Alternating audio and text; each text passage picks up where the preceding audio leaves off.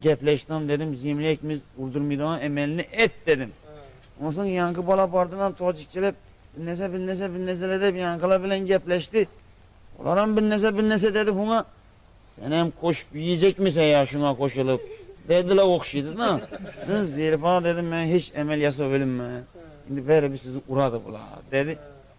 Yankı çete çıktık. Kensiyet oturgan, yani diplomuz açtı oturgan caydan çete çıktık. Ora baldılar beni. Yankı vallahi şu bana tüm eveşi geplere ait tuttulardan tacikçelep neset mikunet ama reftem güftem de böyle şu tüm enengi atıp durgun okşaydı da ama benim bulatmayı balaman yaş vaktim bu vakti yankılardan söküşü işte kalıverim ben Harazimçelep sökecek olsam düşünmediler benim tacikçelep sökündüm yankılara ne o de repetan ruh ratatit gülistanı kıyameti zatatiti dedim.